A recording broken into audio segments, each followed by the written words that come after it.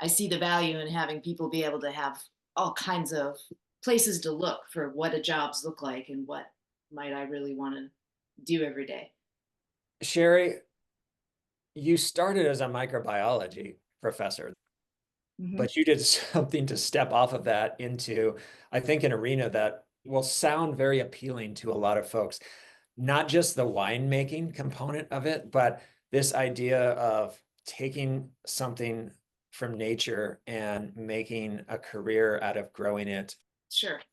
And I will say I also still think of myself as a scientist. Generally now more of an environmental scientist than just a microbiologist, but Mm. I from an early age loved science, knew that I always would do something in science. And winemaking is very much based on both environmental science and microbiology and chemistry. So I still think of myself the same way you think of me, Frank. Is that I approach my new job of making wine, growing wine, very much through my science background. And actually, anybody thinking of changing careers, first of all, any changing from one career to another, it's you might fantasize about it, but it is not easy to go from being kind of I was a tenured professor, so getting and a full professor, so I pretty much directed myself, right? I didn't have a lot of bosses or people telling me what to do, and I was considered, had a lot of expertise. To switch careers and go to people questioning whether you have basic skills to do anything is kind of a shock, right? And to really have to people wanting you to really start over when of course you have all these higher level skills of managing people and budgets and time, and so changing careers is difficult, but it can be really really rewarding. Now for me, I'm really independent, self-motivated. That comes from, guiding your own research and your own classes. So the entrepreneurship part of my job is actually the best fit for me because I still get to self-direct and self-motivate. So sorry to interrupt you because Yeah. so again, I'm very, very just fascinated about this.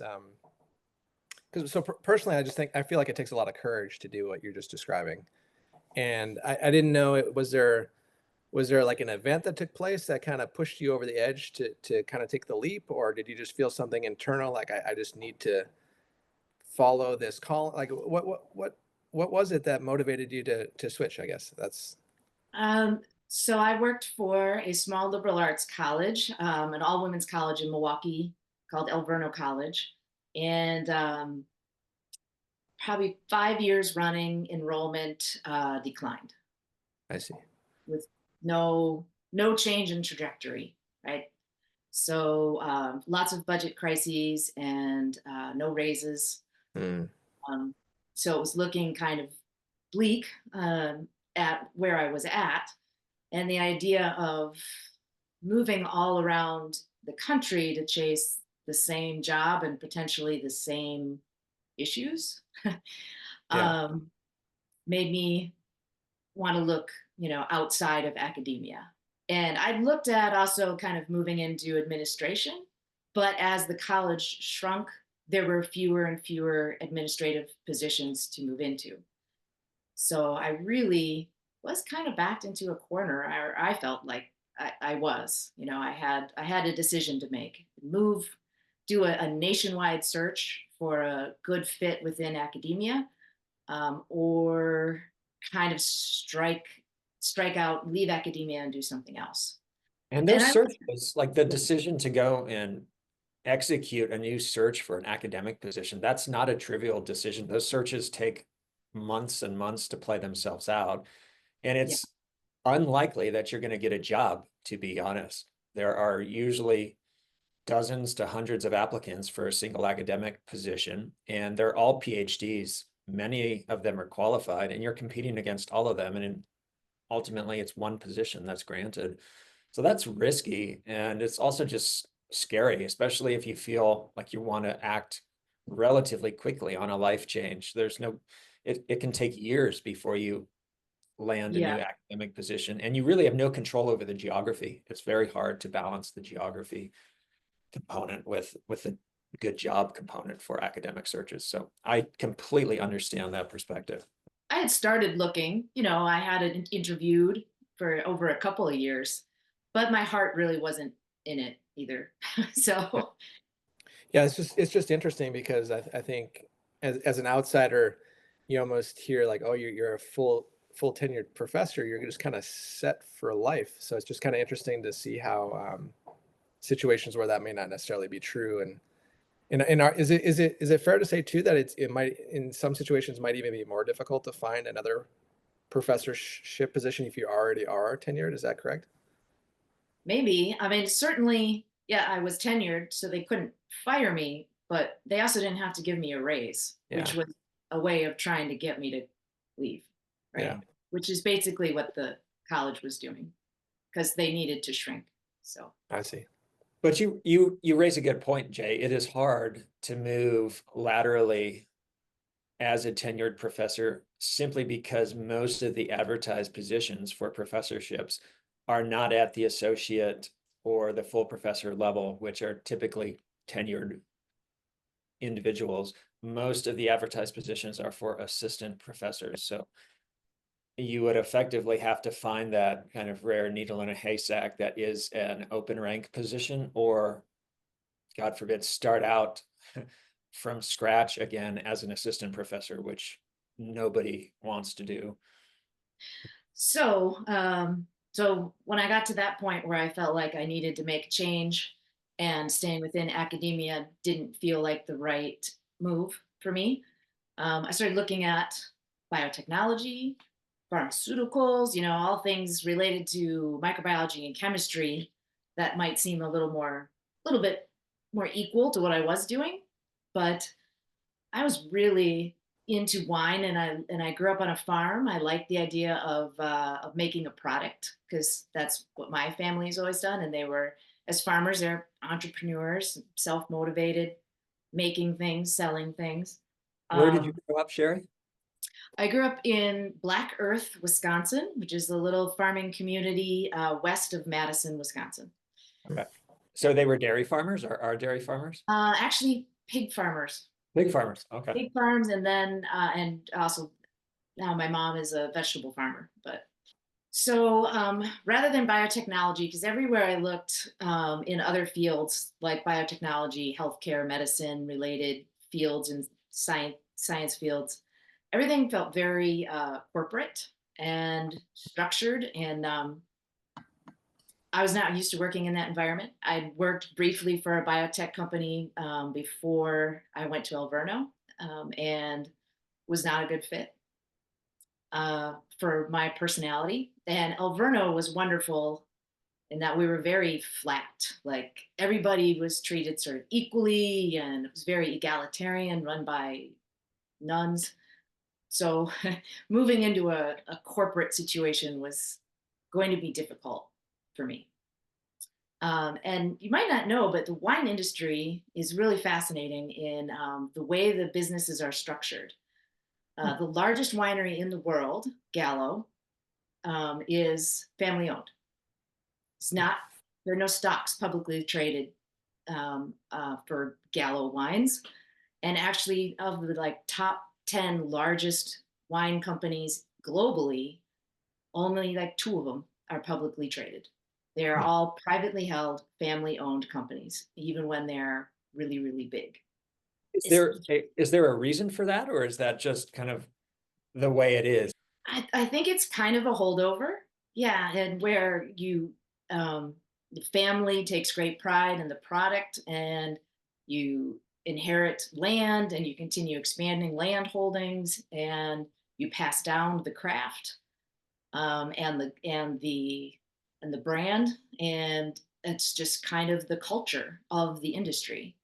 Is there are no like startups and venture capitalists in wine. And it's not right. It's so it really fascinated me that way when I started reading about the wine economy, and the global wine economy is fascinating to me. Topics that I used to would never find interesting before become very much more interesting to me through the lens of wine. But so that attracted me to the industry. And so I started studying, and because I'm an academic, right? What do? I study, I read textbooks. I became a level 4 certified sommelier, which you can do through self-study and certification. And and then I went to California for 6 months and worked as an intern and enologist, which is a position where you just test and document really the chemistry of wine. Okay. So you're not necessarily making decisions about wine making, but you're doing all the chemical tests behind the decisions. What Um, are some of those chemical tests? What are they testing for? well, there's really basic things like sugar, pH, but also tannin levels and different amounts of acid. So tartaric acid, malic acid, citric acid are all very important to both the preservation and flavor profile of wines. And then preservatives, the most common preservative used in wine is sulfur dioxide, but it's labile, so and very affected by pH. So it requires constant monitoring. If you're aging wine in a barrel, you have to constantly monitor not only the chemistry, volatile fatty acids, pH, um, oxidation state, but also whether or not you have enough sulfur dioxide present to inhibit microbial growth. So if you're trying to age a wine for 2 years in an oak barrel and you want it to age and not spoil, so you have to monitor and carefully add just the right amount of sulfur dioxide. If you add too much, you can start to taste it. And that's not good. Obviously, you don't add enough, and you get growth of things like acetobacter and other organisms that would oxidize your alcohol into acetate, which would be vinegar. So if you understand that chemistry and then the assays involved to do it really quickly and accurately, you give the winemakers all the chemical knowledge, information that they need to age wine. And you do similar things at the beginning with the must, which is the freshly pressed, like sugary juice. You also do chemical analyses at that point so that the winemaker can make decisions about what yeast to use, whether or not to add more sugar or acid, and how they're going to proceed with the winemaking. So But is wine typically aged in these wooden barrels? Is that kind of the normal way to do it, or um, a lot of red wine is, some white wines are, but many white wines are fresh, so they fresh? aren't aged. They're fermented and then clarified and bottled soon after. I see. Yeah. But wines that are aged typically are done in wood for some flavor extraction or something. Yes. Yeah. Lard, like big reds with lots of tannins, you age in a barrel to either add flavor components from the barrel, like the toasted oak. They I char the see. inside of the barrel, and then you extract, just like bourbons and other things, extract flavors out of the oak. So will wine. Or actually, I use a lot of neutral barrels because the shape and the oxygen ingress ages the red wines and causes the tannins to actually polymerize and soften and change so that the wine becomes Oh, softer and more pleasurable to drink, even if you're not adding extra extra oak flavor. I see. So, Where I'm going with this, so one thing I'm very interested just in knowing this a typical size of the barrel, and then like even when you're sampling, like are they somehow mixed, or how do you get it homogeneous, like when you're testing, and then when you sample, isn't that like a route of contaminating? Like that's just really yeah. like you So don't set it and forget it, and not like and not well, there actually are two approaches to aging wine in barrels, and one is, the bung hole is on the top, and you plug it with a rubber bung, and then once every 4 to 8 weeks you sample it, and of course, being very kind of aseptic technique, so clean instruments to go in and sample the wine, and then close the bung.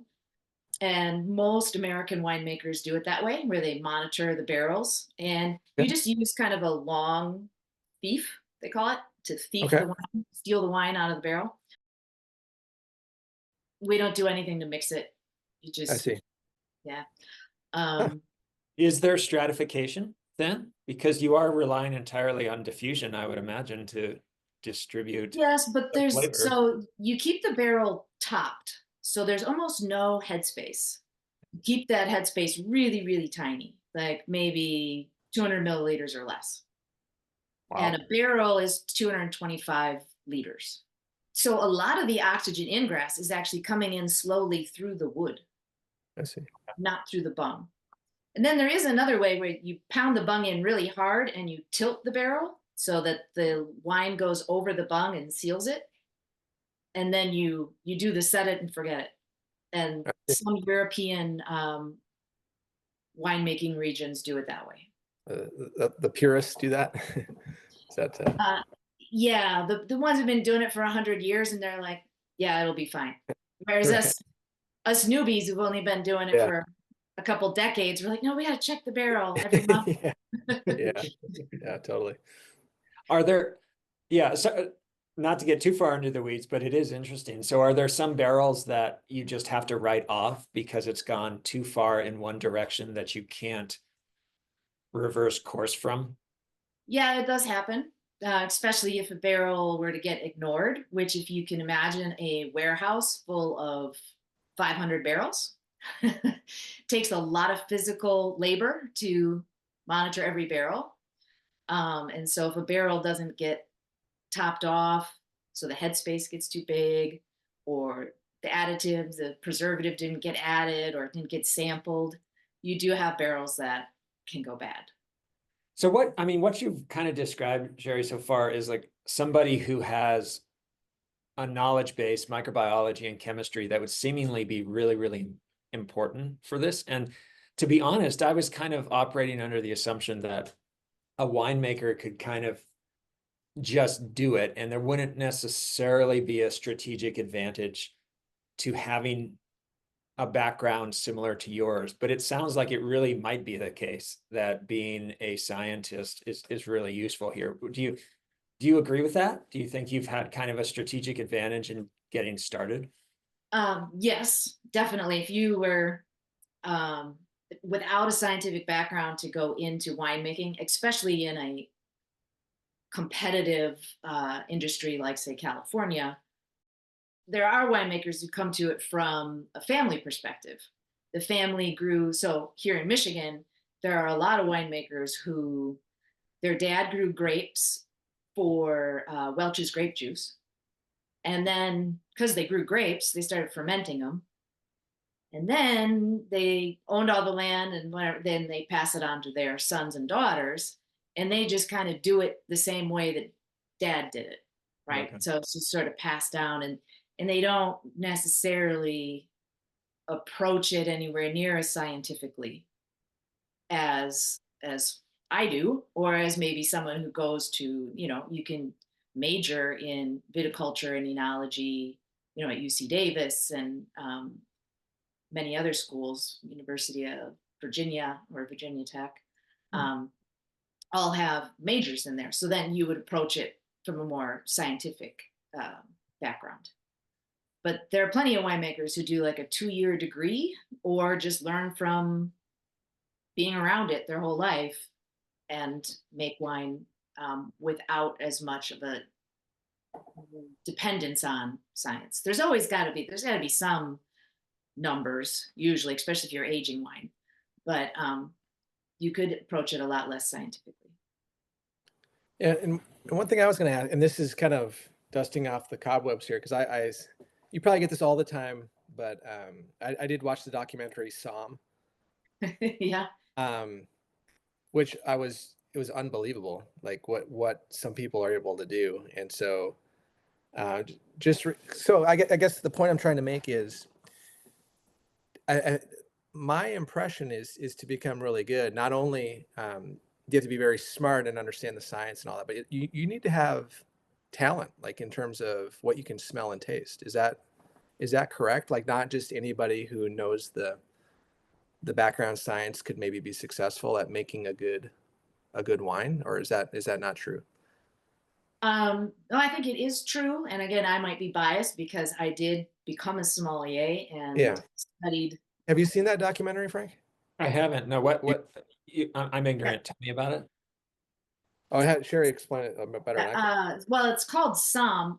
There's a couple other documentaries out there too that are similar, but Somm, short for sommelier, and it tracks a few people and their journey to become master sommeliers, Okay. and especially emphasizing kind of the tasting aspect and there's, I mean, there's kind of an encyclopedic knowledge of geography and geology and regulations and regions and history of regions and wine, and then tasting and Yeah, training if I remember right, these using people the palate. Yeah. they would taste the wine. They could tell you the type of grape, where it was grown, what year it was grown. Like it's it's crazy. So are you able to do that? I can do varietals and Yeah. regions, definitely, and also I can taste winemaking technique, which is how I can then make an educated guess about the region, right? Mm. Because I know that Italy uses a particular kind of oak in a particular sort of way. So when I taste a certain wine, where I know I can taste that the oak influence that indicates Italy, whereas US uses oak differently in most of our Yeah. wines. So Yeah, um, that's an amazing skill because I feel like a lot of people can taste something after they're told to look for it. But just being like asked cold, like what flavors do you take? Like not everybody can do that. Like that's just No, I can't. it gives, so the really good training, I trained through the Wine Spirit and Education Trust, and they actually give you, it's called the systematic approach to wine tasting, and it's a very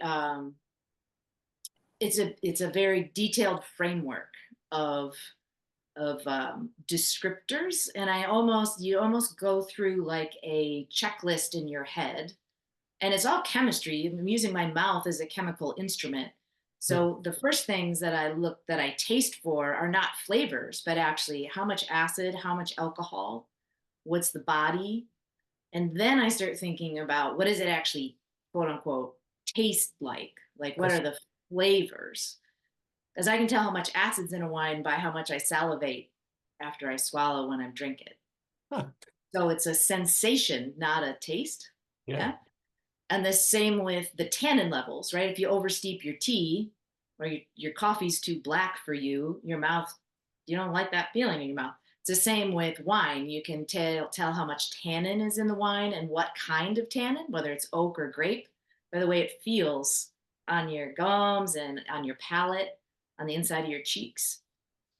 So it's all these sensations in your mouth that you can use to tell things about the wine. And then the actual flavors come in. And the flavors, we have like it's almost like in my head, I can actually see like a chart. And it's like yellow fruits, green fruits, citrus fruits, stone fruit, berries, red fruits, black fruits, blue fruits. And I actually go through and like, okay, is this red wine, is it red or blue or black? And once I have the color, then I'm like, okay, which black fruit is it? Is it currants or plums or fresh berries, or is it cooked berries? Right. So they're kind of like groups, and you go through all these like a decision tree until Yeah. you narrow it down to saying that it's like boysenberries and bramble leaf and tobacco and licorice. Yeah. And this is what your sommelier class taught you, or is This this is what, organ yeah, this, this is what you've my, developed afterwards or over no, time? that is what I learned through 4 years, over 4 years of self-study and studying with through the Wine Spirit and Education Trust, which is mostly online classes Hmm. and materials. It's a really, really nice curriculum actually. And I never really stopped teaching. Once I learned about wine, I turned around and people wanted me to teach about it because I'm a pretty good teacher. and that's just what I do. Even now when I sell my wine, I'm not really like a salesy kind of person. I just start talking about the things and how I made it and the science, and people get excited and I'm excited and then they buy it. It's cool.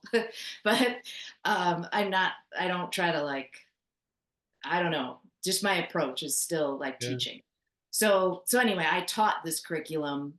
Once I was certified at level 3 and level 4, I could teach the lower levels and specific parts related to microbiology. Yeah. So I still, and I'm teaching here in Michigan too, a little through them, courses, to help servers and restaurant owners and anybody who feels for their business, they need to know more about wine. That's very cool. So tell us about your winemaking business. We haven't gotten to Yeah. even the name of it or the specifics of what you Right. actually do. So after I was in California and learned that A, I did love making wine, and B, I could make wine, like I knew as much or more than many of the people who are already doing it. That sounds a little egotistical, but it was true. So I decided I could do it, but I did not want to live in California. So I came back to the Midwest, which is my home, which is where most of my family is. And I made wine in Wisconsin for a while for other people, but it really became clear that me and now my husband, we both really wanted to have our own business. And so together, we found that this little area of Michigan, I live 2 miles from the eastern shore of Lake Michigan. So I'm on the right. So all the bad cold weather has to travel over the lake to get to me. And within 15 miles of the shore, we can grow amazing European grape varietals like the ones you're familiar with or have heard. Even if you don't drink, you've heard of Chardonnay and Cabernet, right? And all of those great European varietals we can actually grow in this little slice of heaven called the Lake Michigan Shore Viticultural Area, which is a strip along the lake about 15 miles wide. And that's because of the moderating effect of the lake. Correct. Yeah. So when I was in Wisconsin, we can't make anywhere near the same wines. We can't grow the same grapes. And so the grapes we do grow are cold hardy, but they don't taste as good. They're also just not kind of the international standard. They're not what people are used to. So it's a little bit more difficult to have a really profitable wine business in areas where you can't grow the more traditional grapes. So how did you get land there? So here's another really, really interesting thing about the wine industry is that it's generally highly segmented, meaning that I'm a winemaker and I only own 5 acres, but I purchase grapes from wine growers I all see. over the state. It's really typical. It's in places like California and Oregon and Washington. It's even more segmented where you have landowners, then you have the businesses that grow the grapes who lease or rent the land from the owners because the land is so expensive, and then they sell their grapes to the wine makers. And some winemakers don't even own their own wineries. They pay fees to use space in a winery because the financial barriers of owning all that, owning the land for the vines, owning the winery and the equipment are all very, very high. And not only that, just getting it set up. If you were to buy land, Yeah. I don't know how long it would take before you got your first grapes.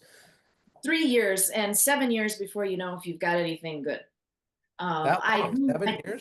Wow. Yeah, I did plant 360 vines when we moved in, so they're 2 years old now, and the vines and I are learning together all about viticulture. It'll be at least 5 years before I have a decent crop on Okay. my own vines.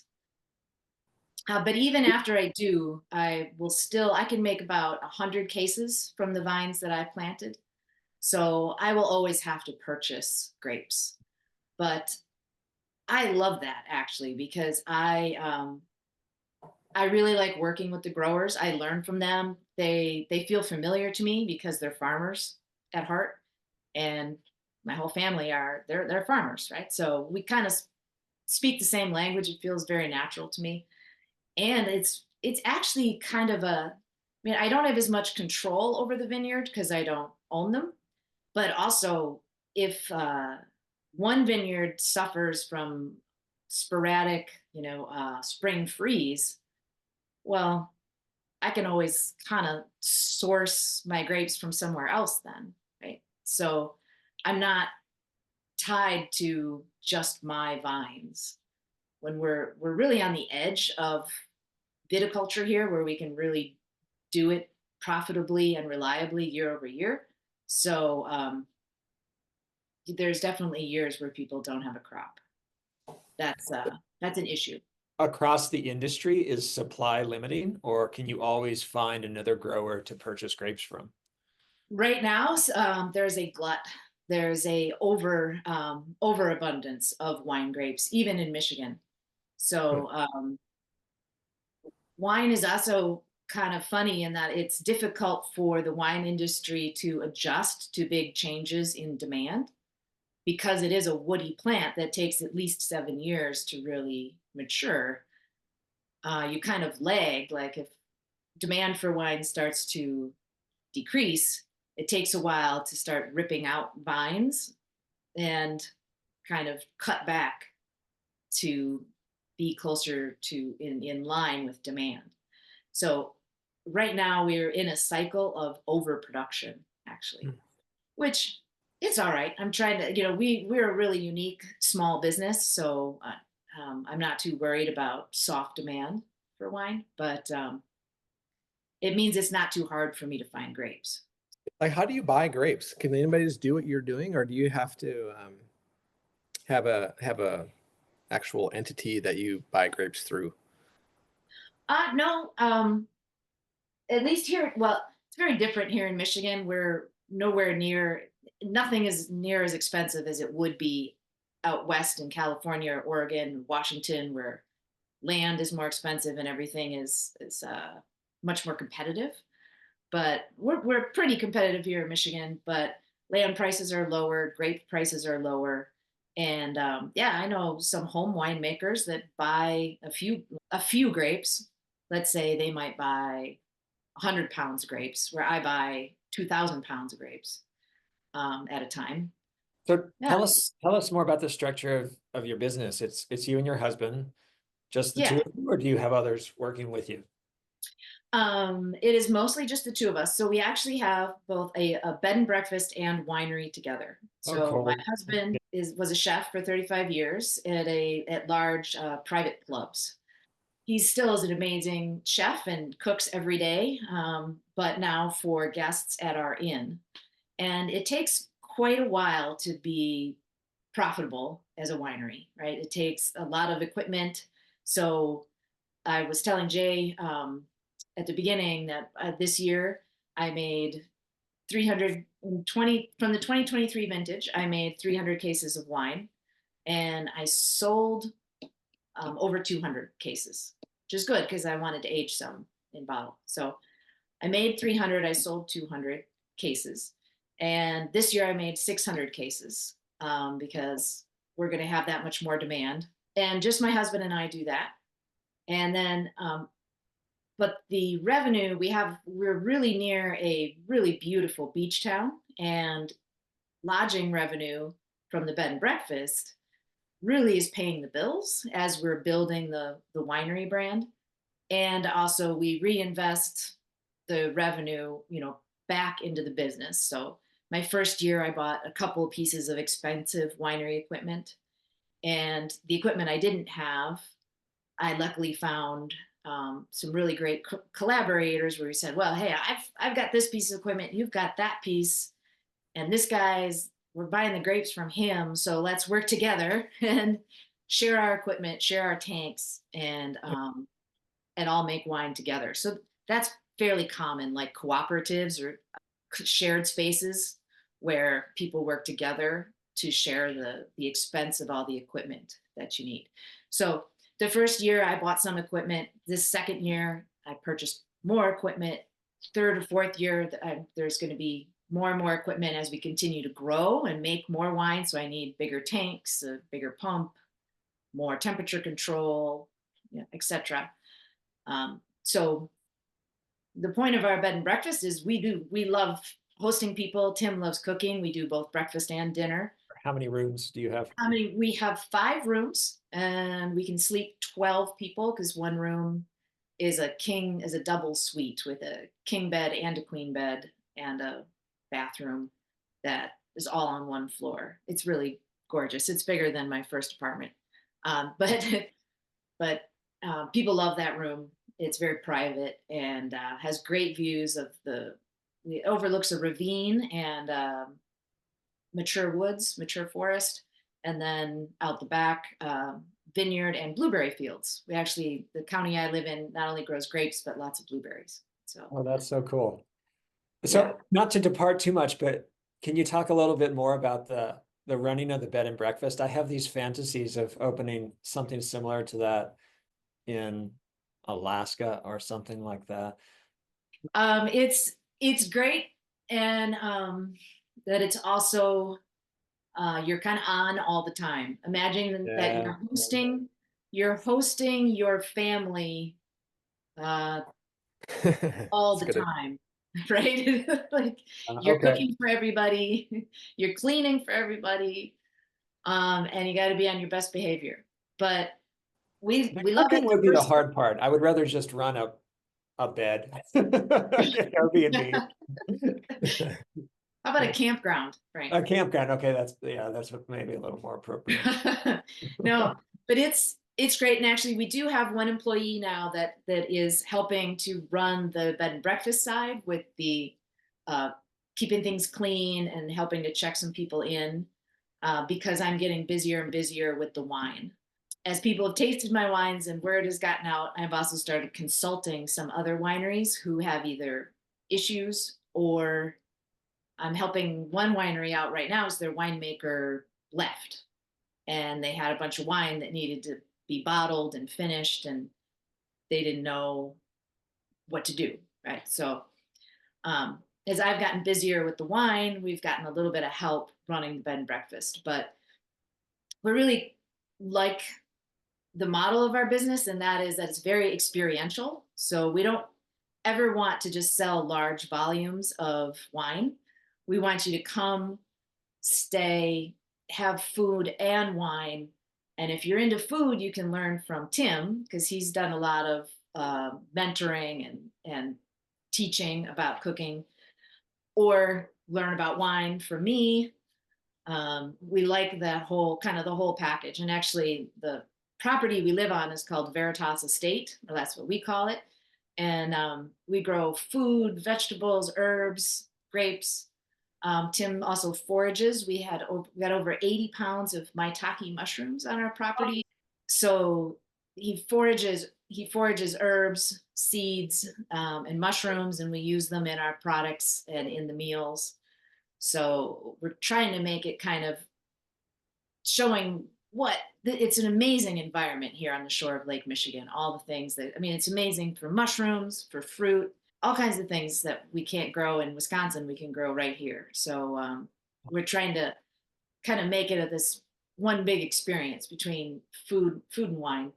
Yeah, I mean, you're kind of living the dream. That sounds so cool. And then the entrepreneurship part of it and how we were able to afford this. I mean, some of it, large part of it was that we both had worked hard already most of our career, and Tim especially worked so much that he never had time to spend his money, so he just had saved a lot. And we took advantage of a government program called Roll Over to Business Startup, ROBS.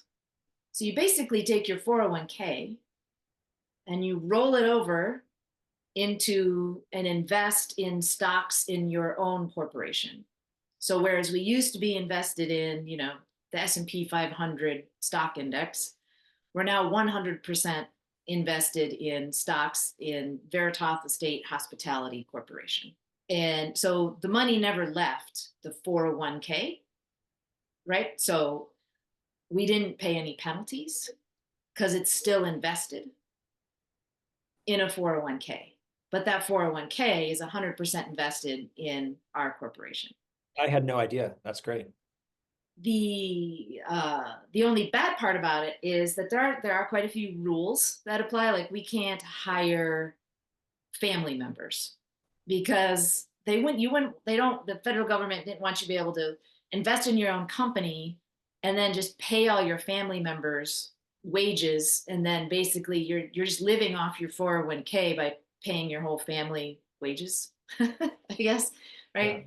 So there are rules, and the IRS scrutinizes, what you're doing. So I actually have a company that I pay to help me do the accounting and to make sure that I meet all the requirements for the IRS and the federal government all the time. So Okay. it's a little bit of extra like overhead that I pay to make sure that I'm compliant.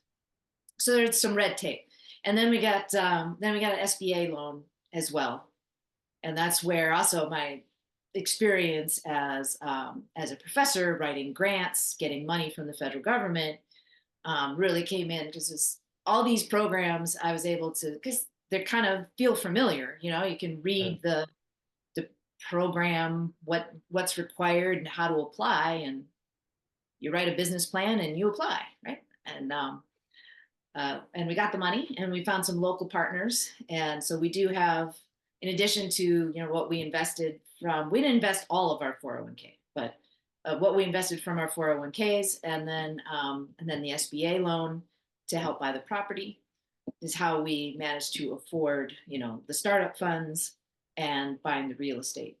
Okay. So Yeah. when you applied for your SBA loan, had you fully conceptualized this business and all of its dimensions? Because it's a pretty complex business if you think about it. I mean, you're running the bed and breakfast at Yeah. the same time you're growing the wine, and Yes, like I had a very detailed business plan, and that really helped us. And actually, it was a bit, again, changing careers and trying to do something different, but it felt good for reading, learning about business, how to write a business plan, writing a business plan, and then people reading it going, "This is the best business plan I've ever read. Are you sure you don't?" Like, well, it's kind of like, again, it's kind of like a grant. yeah, That's your short-term planning, your long-term planning. What do you do research on, what do you think the demand is? Then you kind of model how many people am I going to be able to house, and what will they pay, and what are the fees, and what are so you put yeah. together, it's like lots of spreadsheets. I mean, honestly, it's like a dream. I can do spreadsheets till the cows come home, right? So I could do them, and I like spreadsheets. So I was able to put, lots of detailed spreadsheets that modeled what the revenue would be and how it would grow and how we could pay the bills, and be successful. And so far we've really been meeting my projections pretty Terrific. pretty close. I mean, some things have been a surprise about, say, food, or actually that's not working, but we've found that the revenue from something else is actually more than we thought. So, it's not exact. It's not like we got everything exactly right, but it was close enough that we're cash flow positive. So one thing that I wonder or think a lot about, and you hinted at it earlier, where winemaking is a very competitive, it's a very crowded landscape, and so I think Yeah. that so maybe if we just stick to winemaking and not talk about the bed and breakfast for this question, but just in general, um, how did you think about that in terms of like how you could differentiate yourself amongst all the other wine options out there? Or did you think about that, or were you discouraged in any way when you were first starting out for how to like kind Um, of get your foot in the door and how to get going on that? Yeah, I did. I did think about that. I knew right away that I wanted to stay small and boutique, and what that means for me is that I'm only going to make enough wine that most of it I sell personally myself or my husband. not too many people who buy wine, even people who are really into wine, get to personally talk to the winemaker when they taste and buy the wine. I see. And that's really what my model is and how I want to set it apart. And that means that I'm not going to sell my wine in a grocery store, which means, I don't have that outlet, right? So I can't sell infinite amounts of wine because I'm not going to use that channel to distribute my wine. Now, I self distribute to a few places where I know the people who like own the wine bar are sommeliers and they understand what I'm doing and they Yeah. can tell my story Yeah. in a really, really informed way and really inviting way. And I trust them to sell my wine, but I don't trust very many people. I see. It's me or a few other people. And that's how I wanted to set myself apart. Not fancy labels or, you know, any kind of branding, marketing. You could lean heavily into like investing in lots of really cool marketing to try to Hmm. sell a lot of wine or set yourself apart. And luckily we're in this amazing tourist spot where wine tourism is pretty popular. Yeah. So a lot of people come to this part of Michigan not only to go to the beach, but then to go visit a winery, especially in the fall. So we're in a place where people do travel to do exactly what I'm talking about. Visit a winery and maybe even talk to a winemaker. I did purposefully look for a place, just like doing my research again, knowing how am I going to be successful at this? Well, I have to be location, location, location. I have to be in a place that is going to draw people naturally, where I don't have to work so hard to get people to come to me because we are right in the middle of it here. We are in a really high demand town where people flock here every summer and fall, and but there's still enough room that we could afford to buy property. Yeah. So one thing I just have one other like more technical question about what you do. So based on a lot of what I do, I really like formulating, like formulations in general. And so one thing I find very intriguing about what you do. So do you just have like a blend of grape varietals that you like to work with, or like when you're going to buy grapes, like what's your thought process going into that? Like how do you because I could imagine just dealing with batch to batch variation in the flavor and how these grapes taste. Like how do you accommodate that, or how do you handle that? Yeah, no, it's really it's fun and it can be. Let's see, there's certain grape varietals that grow really well here, right? Okay. So that sort of limits the palette or the choices that I have, but not too much. There's quite a few varieties to choose from. Let's say over 20, Oh, for sure. Yeah. okay. Um, and then, but from each of those, I can make different styles too. I can make it dry or sweet or age it in oak or not, right? And even from the same grape, like I made a white wine from a red grape. It's my best selling grape, right? Huh, okay. So my best selling varietal because it's unique, right? People are like, "You did what? So You made a that means you just don't use the skin. Is that what that means? yes, I see. exactly, yeah." So, but it tastes great and it's unique, so people remember it and they love it. Hmm. Now I sold out of it last year, so I made it again this year. The same white wine from a red grape. It's gonna taste a little bit different, right? Right. It's not the weather was not exactly the same.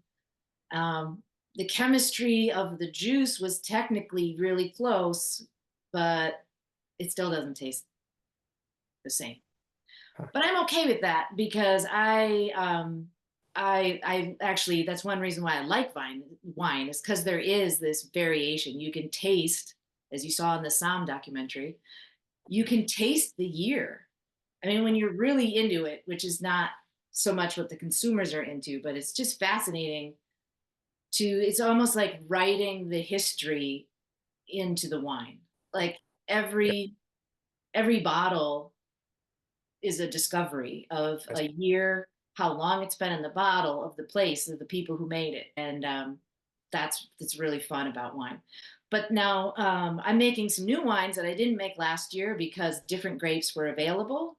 In 2023, it was a really rainy fall. In 2024, which the grapes that I'm finishing, the wine I'm finishing now, it was really, really hot and dry. And we actually had a drought where some of the vines started to shut down because of drought.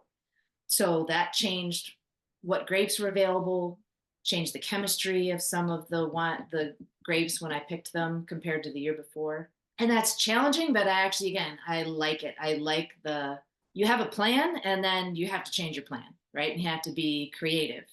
Oh, here's a good example. So this year I made sparkling wine, and you make sparkling wine actually from slightly unripe grapes because you make a base wine and then you add sugar and yeast and put it into bottles to make the bubbles. So because you have to add more sugar, your original grapes can't be that sweet, or you have too much alcohol and the second fermentation wouldn't work. I picked my grapes that I had planned. I'm like, my plan was to make sparkling wine out of these particular grapes. I picked them, and because it was so hot and dry, there was a little too much sugar.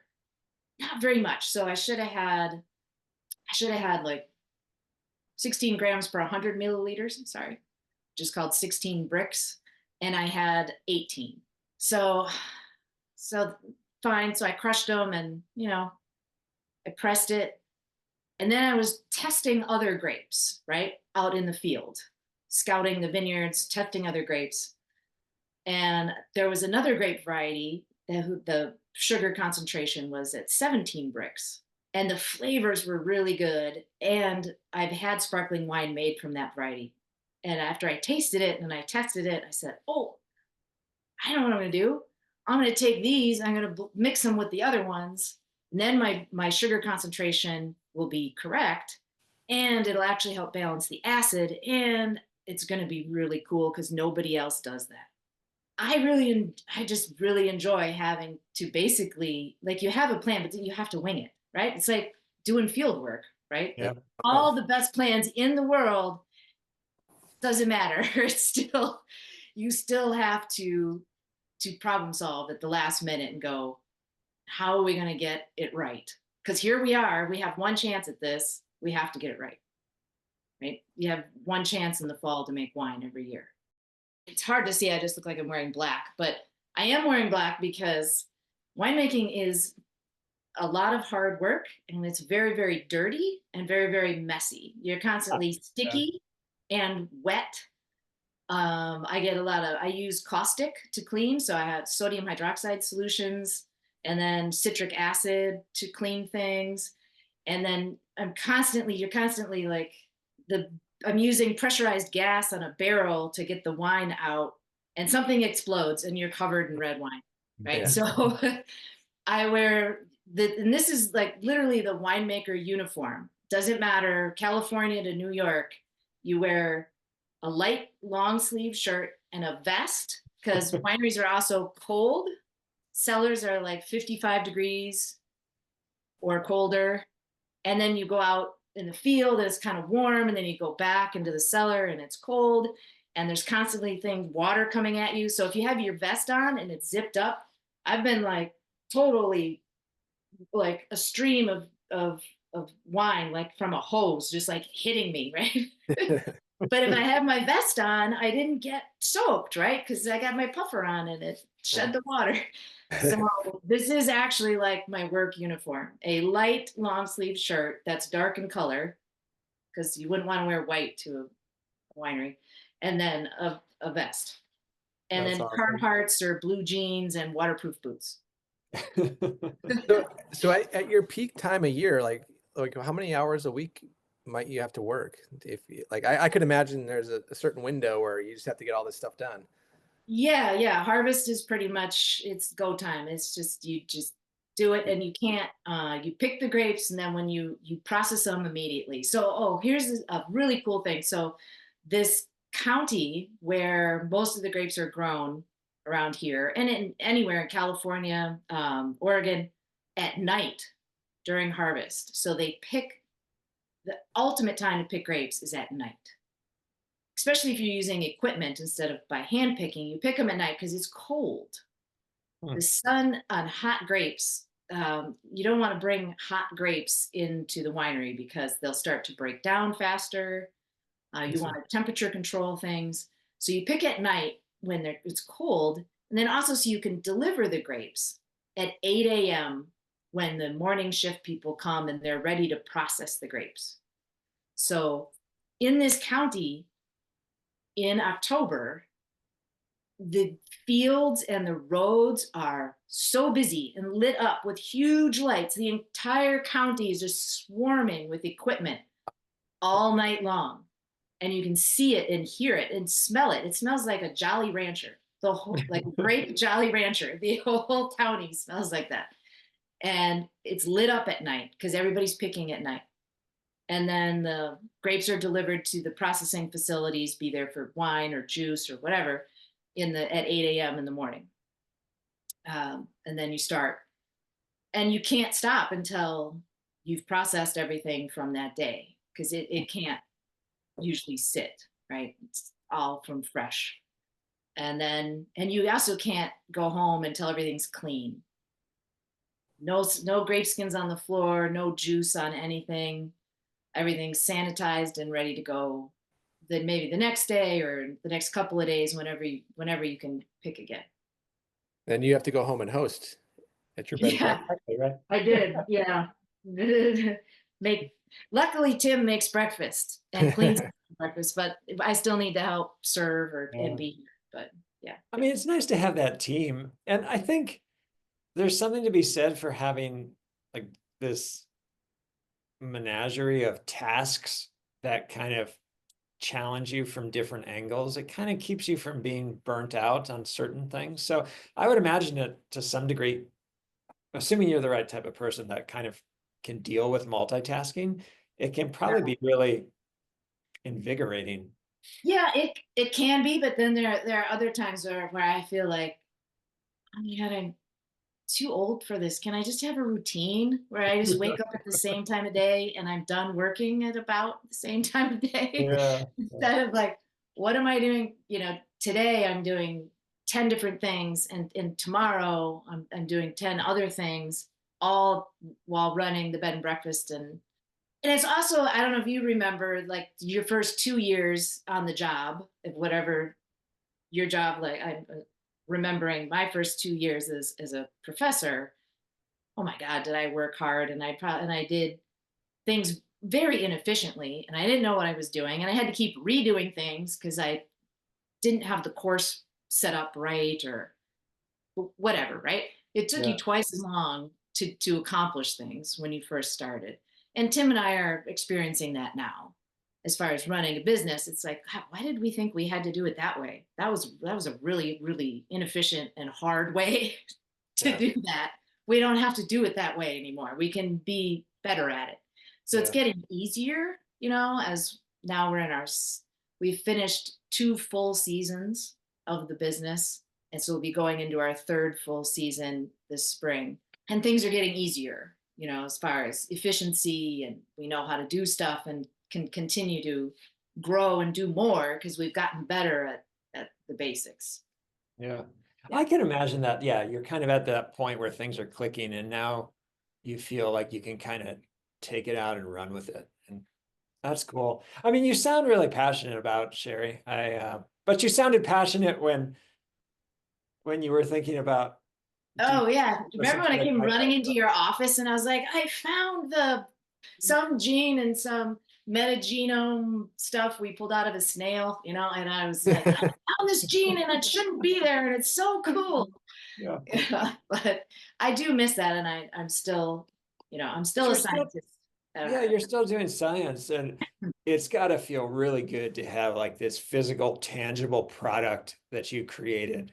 At the end of the day, you have this in front of you that has value and that you kind of know is yours and also has value for other folks as well. That's got to feel pretty cool. Yeah, it's getting there. I had an out of body experience this fall where a chef at a really great restaurant, really like pricey, restaurant, right? Really, where Tim and I had gone and we loved the food and the experience. It was, really top notch. And one of her friends that had my wines, took her my wines. She tasted my wine and then contacted me and wanted to do wine dinner and have my wines at her restaurant for a special event. And so Uh, that felt nice, but was even better, was than what they did with them. They took my wines because Tim pairs food with my wine all the time, but I don't know, he's my husband. He's supposed to do that. Right.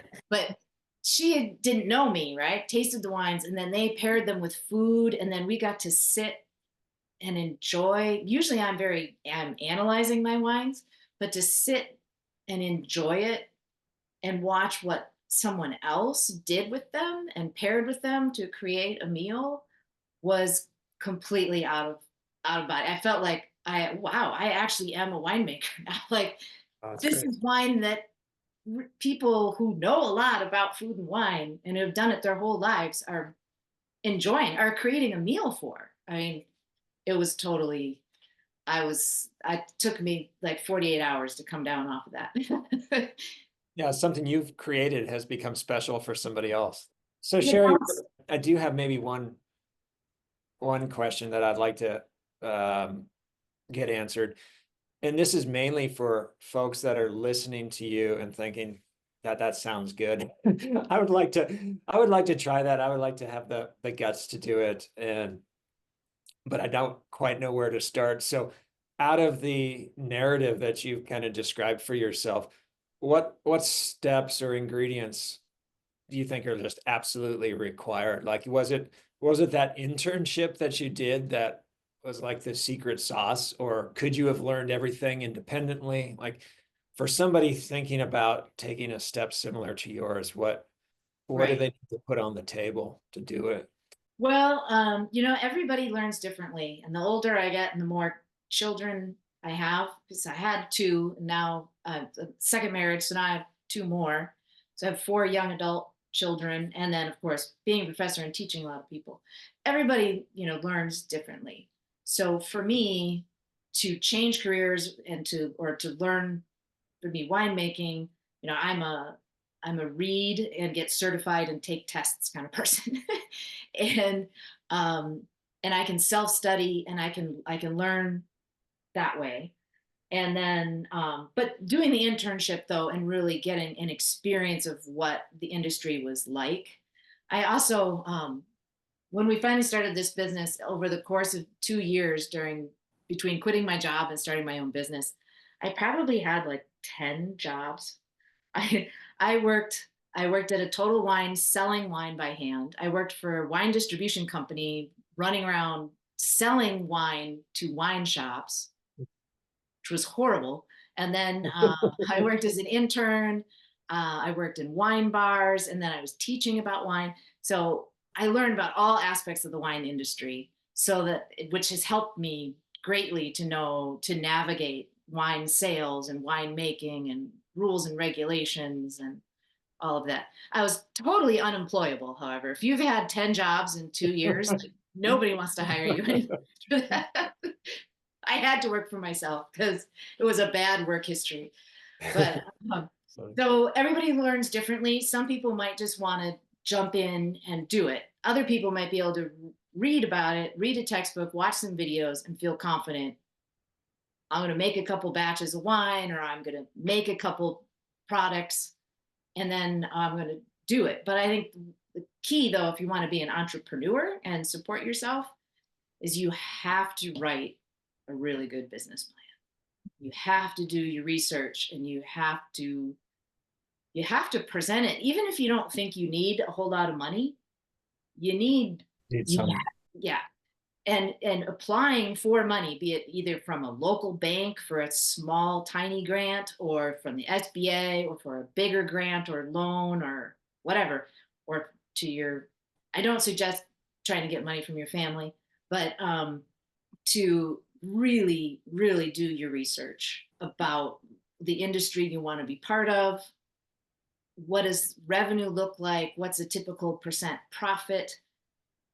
why do companies fail, and then start from the basics of modeling how you're going to, where you're going to start, how you're going to expand, how much startup money you need.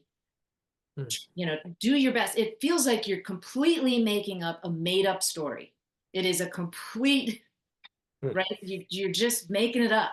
You're taking educated guesses, but you have to do that research and that due diligence, or else you could just spin your wheels or not really have enough background. And there are mentorships out there. There are federal programs and nonprofits that will hold your hand and help you write those business plans, and help you approach a bank, and help you, figure out, is this business really workable? Yeah. So it's not something that should be jumped into blindly, but there are resources and networks that can make it possible. So Sherry, tell us again what the name of your Yeah, I haven't really advertised much. We are the Vintage Inn at Veritas Estate Winery. So they're technically two different, companies for liability reasons and revenue reasons. But so we have the lodging company is the Vintage Inn, and then the winery is Veritas Estate. But the sign out front says the Vintage Inn at Veritas Estate. It's interesting to think about what those next steps could be. That's also what I hope to be an outcome of doing these podcasts. Is it's never too late. Like, life's too short to do the same thing forever. And so I'm really glad that you took this step, Sherry. I've been kind of following you vicariously from a distance by Facebook. So congratulations. It's super cool. And thank you for taking the time. Thanks.